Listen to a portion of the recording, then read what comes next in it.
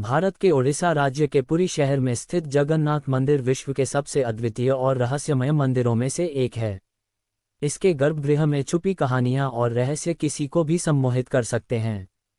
जितना हम इन रहस्यों को समझने की कोशिश करते हैं, वे उतने ही अधिक गहरे और जटिल होते चले जाते हैं। 15 जून 2015 की रात ठीक 12 बजे पूरा जगन्नाथपुरी शहर अंधकार में डूब गया।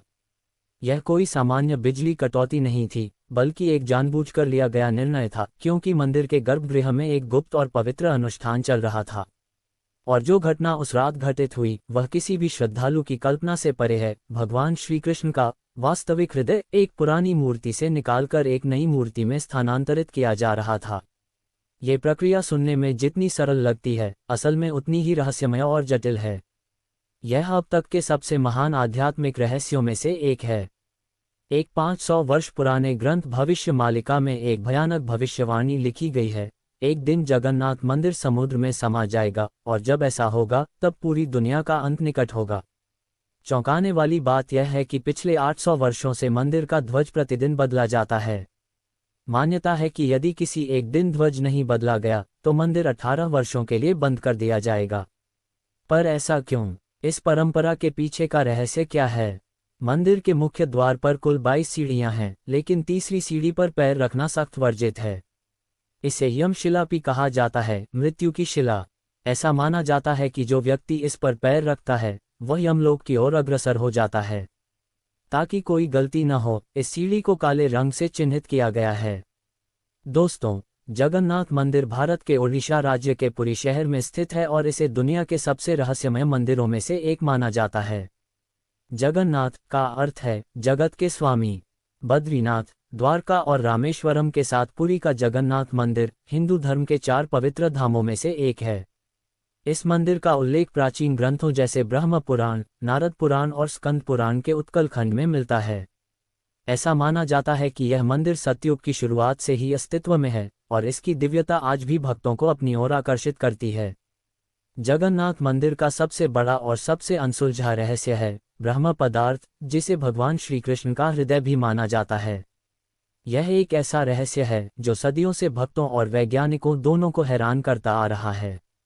आइए जानते हैं इस दिव्य रहस्य की पूरी कहानी, जहां आस्था और विज्ञान एक दूसरे से टकराते हैं। हर 12 साल में जगन्नाथ मंदिर में एक विशेष और रहस्यमय परंपरा निभाई जाती है।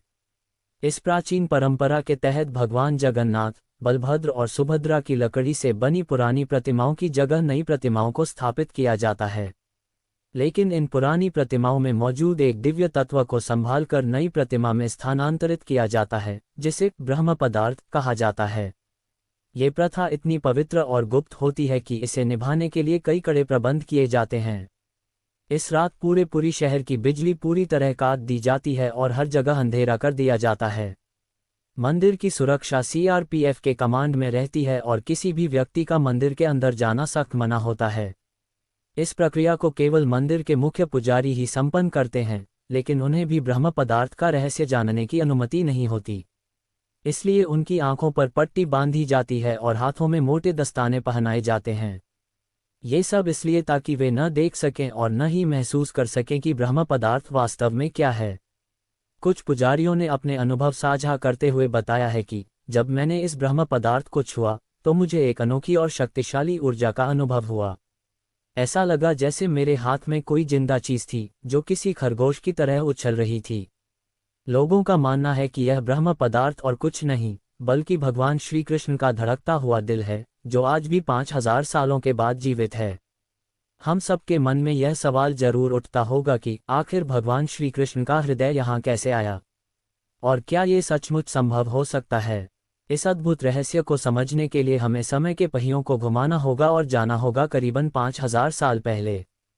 पौराणिक कथाओं के अनुसार कहते हैं कि एक ऐसा समय था जब भगवान श्री कृष्ण ने अपनी लीला समाप्त कर इस पृथ्वी से विदा ली। दरअसल महाभारत युद्ध के बाद कुरुक्षेत्र की धरती पर फैले लाखों शव और कौरवों के विनाश ने हर व्यक्ति को झकझोर कर रख दिया। इसी विनाश के लिए गांधारी ने भगवान श्री कृष्ण को दोषी ठहराया। उनका मानना था कि अगर श्री कृष्ण चाहते तो यह विनाश रुक सकता था। अपने 100 पुत्रों की मृत्यु के शोक में डूबी गांधारी ने कहा, हे कृष्ण, जैसे मेरे पुत्रों का वंश समाप्त हो गया, वैसे ही तुम्हारा यादव वंश भी आपसी लड़ाई में नष्ट हो जाए और 36 वर्षों के भीतर तुम्हारी द्वारका समुद्र में समा जाएगी। 36 वर्षों बाद गांधारी का ये श्राप सत्य साबित हुआ। यादव वंश में आपसी झगड़े और क्रोध में लिपटे एक दिन नशे में चूर यादवों ने एक दूसरे को मारना शुरू कर दिया। इस घटना के बाद द्वारका समुद्र में डूब गई। यह विनाश स्पष्ट संकेत था कि भगवान श्री कृष्ण का पृथ्वी पर समय समाप्त हो चुका है। भगवान श्री कृष्ण जंगल की ओर चले गए। वे एक पीपल के पेड़ के नीचे ध्यानमग्न हो गए। तभी जरा नामक एक शिकारी ने उन्हें हिरण समझकर तीर चला दिया। तीर उनके पैर में लगते ही जरा को अपनी गलती का एहसास हुआ। वह माफी मांगने भगवान के पास पहुंचा। श्री कृष्ण ने मुस्कुराते हुए कहा, डरो मत, ये सब मेरी लीला का हिस्सा है। त्रेता युग में तुम राजा बाली थे। मैंने राम अवतार में तुम्हें छल से मारा था और अब उसी कर्म का परिणाम है कि आज तुम मेरे लिए मृत्यु का माध्यम बने हो। इसके बाद श्री कृष्ण ने योग निद्रा में लीन होकर इस भौतिक संसार को त्याग दिया। जब अर्जुन को इस दुखद समाचार का पता चला तो वह तुरंत पहुंचे और भगवान का अंतिम संस्कार किया। लेकिन वहीं यह अद्भुत चमत्कार हुआ, भगवान का पूरा शरीर पंचतत्व में विलीन हो गया सिवाय उनके हृदय के। ये हृदय धड़कता हुआ और ऊर्जा से भरपूर था जो जलने से बच गया। ये दिव्य हृदय, जिसे बाद में ब्रह्म पदार्थ कहा गया, अर्जुन ने भगवान श्री कृष्ण के दिव्य हृदय को एक लकड़ी के मंच पर रखा और उसे पवित्र नदी में प्रवाहित कर दिया। ये दिव्य हृदय नदी में बहता हुआ लंबे समय बाद ओडिशा की महादी तट पर पहुंचा। उस स्थान पर सब्र जनजातीय समुदाय रहता था। इस जनजाति के मुखिया थे विश्ववासु। जब उन्होंने इस दिव्य हृदय को लकड़ी के मंच पर तैरते हुए देखा तो वह चकित रह गए। इस हृदय से एक दिव्य चमक निकल रही थी। विश्ववासु ने तुरंत इसकी दिव्यता को पहचाना और इसे नील माधव के रूप में पूजना शुरू कर दिया। उसी समय मालवा राज्य के राजा इंद्रद्युम्न, जो भगवान विष्णु के परम भक्त थे, ने भगवान नील माधव के दर्शन करने की प्रबल इच्छा व्यक्त की। उनकी यह खोज आगे चलकर भगवान जगन्नाथ मंदिर के निर्माण की आधारशिला बनी। मालवा के राजा इंद्रद्युम्न भगवान विष्णु के परम भक्त थे। एक रात भगवान विष्णु ने उन्हें स्वप्न में दर्शन देकर आदेश दिया कि वे उनकी दिव्य मूर्ति नील माधव को ढूंढें और उनके लिए एक भव्य मंदिर का निर्माण करें। भगवान ने संकेत दिया कि यह मूर्ति नीलांचल की एक गुफा में छिपी हुई है। राजा ने अपने ब्राह्मण पुजारी विद्यापति को नील माधव की खोज के लिए भेजा। कई दिनों की कठिन यात्रा के बाद विद्यापति ने आदिवासी मुखिया विश्ववासु के बारे में सुना, जो एक गुफा में छिपी इस दिव्य मूर्ति की पूजा करता था। विद्यापति ने नील माधव की पूजा की अनुमति मांगी, लेकिन विश्ववासु ने इसे अपनी जनजाति का रहस्य बताते हुए मना कर दिया। विद्यापति ने तब चालाकी से उनकी बेटी ललिता से विवाह कर लिया और इस प्रकार विश्ववासु का विश्वास अर्जित किया। ललिता के माध्यम से विद्यापति ने विश्ववासु को मनाया और उसे गुफा तक ले जाने के लिए राजी कर लिया।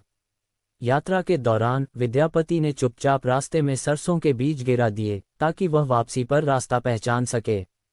जब विद्यापति ने पहली बार नील माधव की मूर्ति देखी तो वह उसकी दिव्यता से मंत्रमुग्ध हो गए। तुरंत उन्होंने राजा इंद्रद्युम्न को इस अद्वितीय मूर्ति के बारे में सूचित किया। लेकिन जब राजा गुफा पहुंचे तो मूर्ति वहां से गायब थी। विश्ववासु ने मूर्ति को छिपा दिया था, ये सोचकर कि राजा इसे अपने साथ ले जाएंगे। इस घटना से राजा इंद्रद्युम्न बेहद दुखी हुए। तभी भगवान विष्णु ने फिर से उन्हें स्वप्न में दर्शन दिए और निर्देश दिया कि वे पुरी के समुद्र तट पर जाएं। भगवान ने कहा, एक विशाल नीम का पेड़ बहकर आएगा, उसी पेड़ से मेरी नई मूर्ति बनाओ। राजा ने भगवान के आदेश का पालन किया और समुद्र तट पर अपने सेवकों को भेजा। वहां उन्हें वह विशाल नीम का पेड़ मिला जिस पर भगवान विष्णु के प्रतीक शंख, चक्र, गदा और कमल उकेरे हुए थे। लेकिन पेड़ को उठाना आसान नहीं था। कई प्रयासों के बावजूद पेड़ अपनी जगह से नहीं हिला। अंततः आदिवासी मुखिया विश्ववासु की सहायता से यह पेड़ पुरी तक लाया गया। लेकिन कोई भी कुशल कारीगर उस लकड़ी से नील माधव की मूर्ति नहीं बना सका। कारीगरों ने राजा से कहा, हे महाराज, ये लकड़ी इतनी मजबूत है कि हमारे हथौड़े और छेनी का इस पर कोई असर नहीं होता। कृपया हमें माफ करें, हम ये कार्य करने में असमर्थ हैं। इस स्थिति से निराश राजा इंद्रद्युम्न ने भगवान विष्णु की प्रार्थना की। भगवान विष्णु राजा के सपने में प्रकट हुए और कहा, हे राजा, देवताओं के दिव्य वास्तुकार विश्वकर्मा की पूजा करो, वही यह कार्य पूर्ण करेंगे। राजा ने भगवान की सलाह मानी और विश्वकर्मा की प्रार्थना की। कुछ दिनों बाद विश्वकर्मा एक बूढ़े आदमी के रूप में प्रकट हुए और राजा से बोले, हे महाराज, मैंने सुना है कि आप एक मूर्ति बनाना चाहते हैं। राजा ने पूछा, क्या आप ये कर सकते हैं? विश्वकर्मा ने उत्तर दिया, हाँ, लेकिन मेरी कुछ शर्तें हैं। मैं भगवान विष्णु की मूर्तियां एक बंद कमरे में 21 दिनों में बनाऊंगा। इस दौरान मुझे कोई परेशान नहीं करेगा। अगर किसी ने दरवाजा खोला तो मैं मूर्तियों को अधूरा छोड़ दूंगा। राजा ने इन शर्तों को मान लिया और विश्वकर्मा ने काम शुरू कर दिया। शोर मचाते हुए दरवाजा बंद हुआ। आरा, छेनी और हथौड़े की आवाजें सुनाई दीं। लेकिन जब 15 दिनों बाद भी कोई आवाज नहीं आई तो रानी गुंडिचा चिंतित हो गईं। उन्होंने राजा से कहा, महाराज, शायद वह बड़ी भूख से मर गया है। हमें दरवाजा खोलना चाहिए। राजा ने मना किया, लेकिन रानी ने जोर दिया और दरवाजा खोलने का आदेश दिया। जैसे ही दरवाजा खुला, सभी हैरान रह गए। विश्वकर्मा गायब हो चुके थे और पीछे केवल 3 अधूरी मूर्तियां थीं। राजा को बहुत दुख हुआ कि शर्त तोड़ने की वजह से मूर्तियां अधूरी रह गईं। भगवान जगन्नाथ के हाथ और पैर अधूरे थे। बलराम और देवी सुभद्रा की मूर्तियां भी अधूरी थीं। जब राजा इंद्रद्युम्न उन मूर्तियों के पास गए तो उन्हें एक दिल की धड़कन महसूस हुई। एक दिव्य आवाज आई जिसने राजा को बताया कि श्री कृष्ण का हृदय इन मूर्तियों में है। राजा ने इन मूर्तियों को स्थापित किया। आज यही अधूरी मूर्तियां भगवान जगन्नाथ, बलराम और देवी सुभद्रा के रूप में जगन्नाथपुरी में पूजी जाती हैं। भगवान जगन्नाथ को दुनिया का एकमात्र जीवित देवता माना जाता है, जो अपने भक्तों की इच्छाओं को सुनते और पूरा करते हैं। अब हम बात करते हैं उस ब्रह्म पदार्थ की जो 5000 साल से रहस्यमय तरीके से सुरक्षित है। ये पदार्थ क्या है? ये कैसे अब तक जीवित है?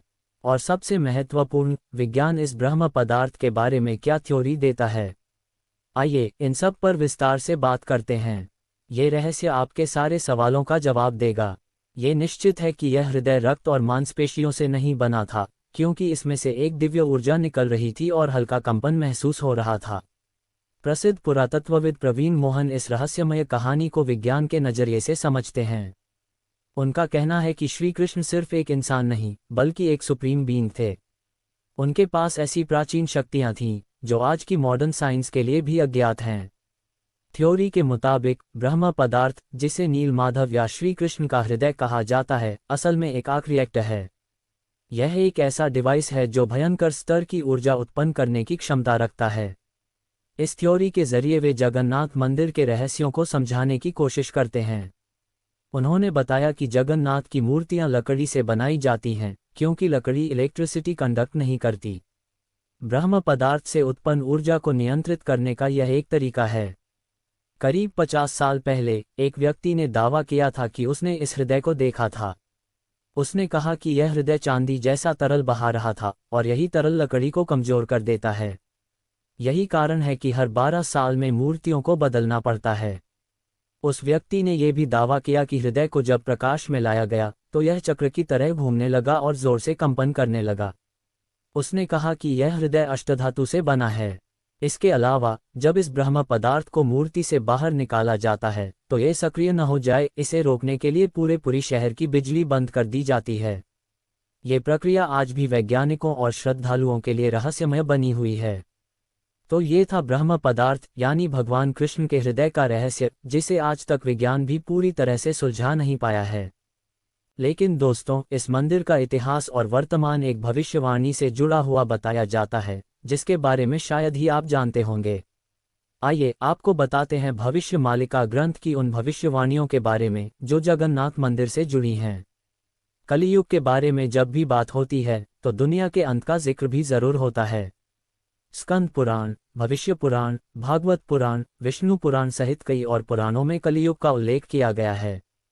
पुराणों में लिखा गया है कि धरती पर जब कलियुग अपनी चरम सीमा पर होगा तो दुनिया विनाश की ओर बढ़ेगी और तब भगवान विष्णु के 10वें अवतार कल्कि का जन्म होगा।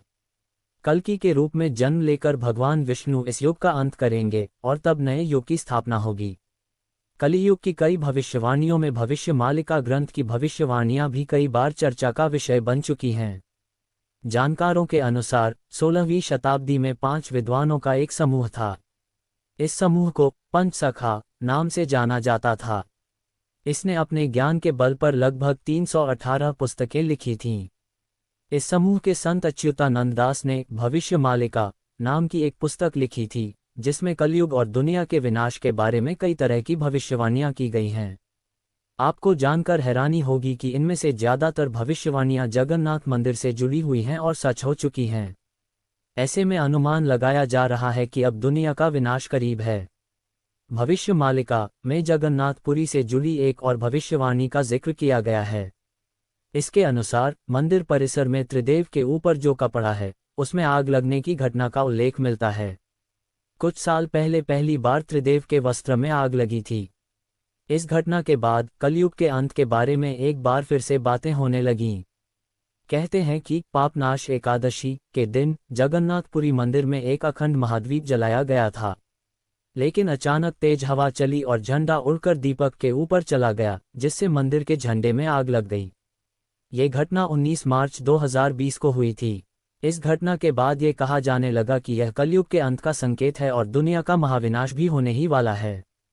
जगन्नाथ मंदिर के बारे में कहा जाता है कि दूसरे मंदिरों की तरह जगन्नाथ मंदिर के गुंबद पर कभी कोई पक्षी नहीं बैठता और न ही इस पर कोई प्लेन या हेलीकॉप्टर उड़ता है। लेकिन जुलाई 2020 के बाद से मंदिर के गुंबद पर गिद्ध, चील और बाज को देखा गया था। ये पक्षी मंदिर के गुंबद, स्तंभ और नील चक्र पर भी बैठे थे। ऐसे में दुनिया के महाविनाश की भविष्यवाणी एक बार फिर से चर्चा में आ गई थी। भविष्य मालिका के अनुसार जब कलयुग का अंत करीब होगा, तो भगवान जगन्नाथ मंदिर का नील चक्र यानी सुदर्शन चक्र तूफान से टेढ़ा हो जाएगा। मई 2019 में समुद्री तूफान फानी के कारण यह विशालकाय चक्र टेढ़ा हो गया था। तब से यह कहा जा रहा है कि दुनिया के महाविनाश का समय आ चुका है। तब से इस नील चक्र को ठीक करने की कोशिश भी की गई है, लेकिन इसका स्वरूप पहले जैसा नहीं हो पाया है। भविष्य मालिका में लिखा गया है कि जब जगन्नाथपुरी मंदिर के गुंबद से नीचे पत्थर गिरेंगे, तो ये दुनिया के महाविनाश का संकेत होगा।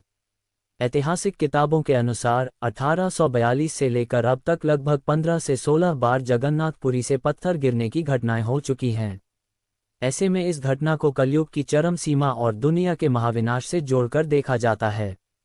जगन्नाथपुरी में एक प्राचीन बरगद का पेड़ था। भविष्य मालिका में इस पेड़ के गिरने की भविष्यवाणी की गई थी। ओडिशा में 2019 में फानी तूफान के बाद जगन्नाथ मंदिर का बरगद का पेड़ गिर गया था। इसके बाद कोरोना महामारी फैलनी शुरू हुई थी। भविष्य मालिका में पेड़ के गिरने और महामारी के बीच संबंध का उल्लेख भी किया गया था। कोरोना महामारी में लाखों लोग मारे गए थे, जिससे आप भली भांति परिचित होंगे। तो दोस्तों, ये थी भविष्य मालिका ग्रंथ की भविष्यवाणियां जो अभी तक घटित हो चुकी हैं और पूर्ण रूप से सच हैं।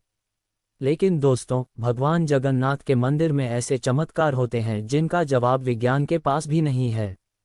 मंदिर के ध्वज का हवा की विपरीत दिशा में लहराना भी इन्हीं चमत्कारों में से एक है। इसके पीछे एक पौराणिक मान्यता मौजूद है। ध्वज का हवा के विपरीत लहराने का संबंध हनुमान जी से माना गया है। पौराणिक कथा के अनुसार समुद्र की आवाज़ों के कारण भगवान विष्णु को आराम करने में दिक्कत होती थी। जब ये बात हनुमान जी को पता चली, तो उन्होंने समुद्र से कहा कि तुम अपनी आवाज़ रोक लो, क्योंकि मेरे स्वामी तुम्हारे शोर के कारण विश्राम नहीं कर पा रहे। तब समुद्र ने कहा कि यह मेरे वश में नहीं है। जहाँ तक पवन वेग चलेगा, यह आवाज़ वहाँ तक जाएगी। आपको इसके लिए अपने पिता पवन देव से विनती करनी चाहिए। तब हनुमान जी ने अपने पिता पवन देव का आह्वान किया और उनसे कहा कि आप मंदिर की दिशा में ना बहें। पवन देव ने कहा कि यह संभव नहीं है। इसके लिए उन्होंने हनुमान जी को एक उपाय बताया। अपने पिता के बताए उपाय के अनुसार हनुमान जी ने अपनी शक्ति से खुद को 2 भागों में विभाजित किया और फिर वे वायु से भी तेज गति से मंदिर के आसपास चक्कर लगाने लगे। इससे वायु का ऐसा चक्र बना कि समुद्र की ध्वनि मंदिर के भीतर ना जाकर मंदिर के आसपास ही घूमती रहती है और मंदिर में श्री जगन्नाथ जी आराम से सोते रहते हैं। इसी कारण से मंदिर का ध्वज भी हवा की विपरीत दिशा में बहता है।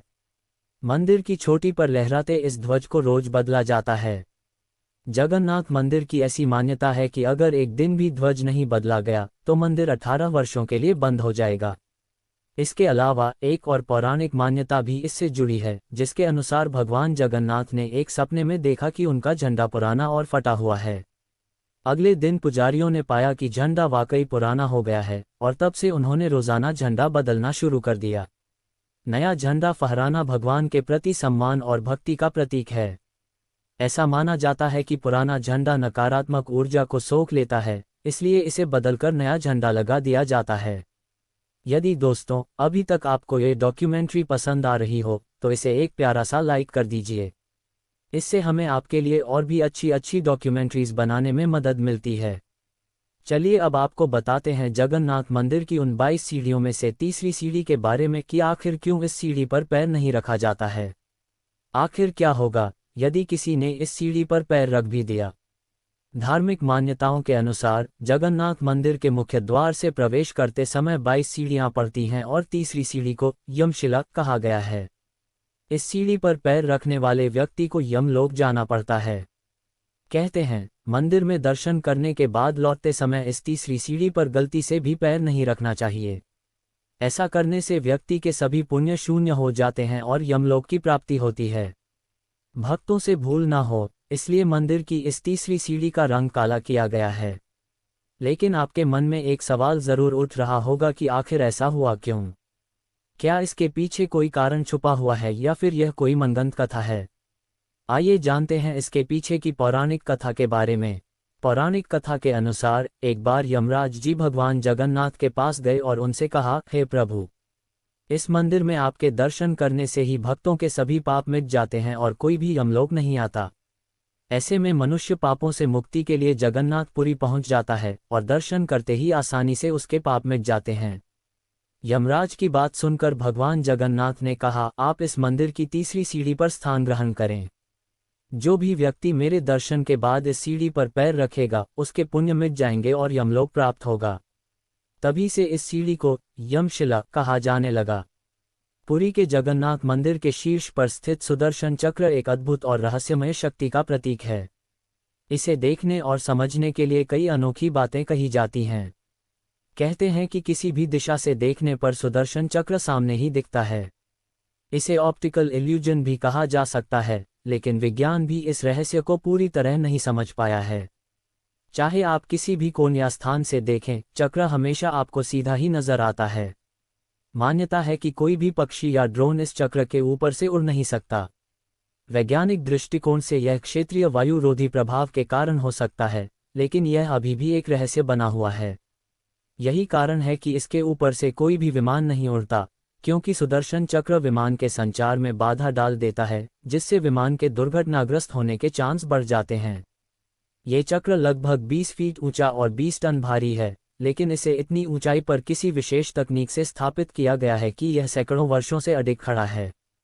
साधारणतः हवा के प्रवाह की दिशा में ध्वज या चक्र झुकता है, लेकिन जगन्नाथ मंदिर के सुदर्शन चक्र का झुकाव हवा के प्रवाह के विपरीत रहता है।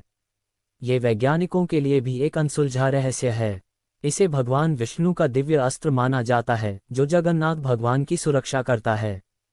मान्यता है कि जो व्यक्ति इस चक्र के दर्शन करता है, उसके जीवन के पापों का नाश हो जाता है और वह मोक्ष की ओर अग्रसर होता है। आज भी वैज्ञानिक इस चक्र की संरचना और उसके रहस्यों को पूरी तरह नहीं समझ पाए हैं। इसे भगवान जगन्नाथ की दिव्य शक्ति के रूप में देखा जाता है, जो भक्तों की आस्था को और भी मजबूत बनाता है।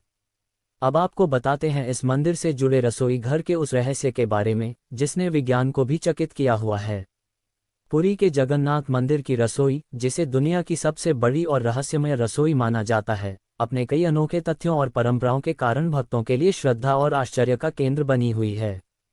इस रसोई का सबसे अद्भुत रहस्य यह है कि यहाँ भोजन 7 मिट्टी के बर्तनों में एक दूसरे के ऊपर रखकर पकाया जाता है, और चमत्कारिक रूप से सबसे ऊपर का बर्तन पहले पकता है, फिर नीचे के बर्तनों का क्रम आता है। ये प्रक्रिया विज्ञान के लिए आज भी एक पहेली बनी हुई है, क्योंकि गर्मी नीचे से आती है लेकिन पकने की प्रक्रिया इसके विपरीत होती है। इस रसोई में हर दिन 2 लाख से अधिक भक्तों के लिए महाप्रसाद तैयार किया जाता है, और अद्भुत बात यह है कि चाहे जितने भी भक्त आएं, प्रसाद कभी कम नहीं पड़ता और न ही अधिक बनकर व्यर्थ होता है। यहाँ भोजन बनाने का कार्य केवल सेवायत ब्राह्मणों द्वारा किया जाता है, और किसी भी बाहरी व्यक्ति को इसमें प्रवेश की अनुमति नहीं होती। इस पवित्र रसोई में किसी प्रकार के आधुनिक ईंधन या गैस का उपयोग नहीं किया जाता, बल्कि केवल लकड़ी के चूल्हे पर पारंपरिक विधि से प्रसाद बनाया जाता है। एक और रहस्य यह है कि इस रसोई में उपयोग होने वाली अग्नि नित्य अग्नि कहलाती है, जिसे पिछले 1000 वर्षों से कभी बुझने नहीं दिया गया। ऐसी मान्यता है कि माँ लक्ष्मी स्वयं इस रसोई का संचालन करती हैं, और यदि कभी रसोई में कोई गलती हो जाए तो प्रसाद बनना रुक जाता है। इतना ही नहीं, महाप्रसाद का स्वाद भी हर दिन एक समान रहता है, चाहे अलग अलग रसोइये इसे बनाएं।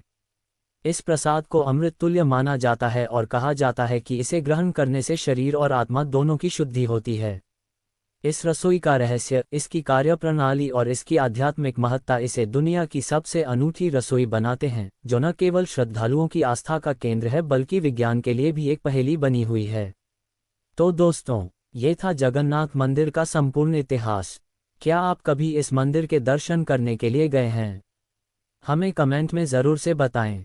यदि हमारी यह वीडियो आपको पसंद आई हो तो इसे एक प्यारा सा लाइक अवश्य करें और आगे भी इसी तरह की वीडियोस देखने के लिए हमें सब्सक्राइब ज़रूर से करें।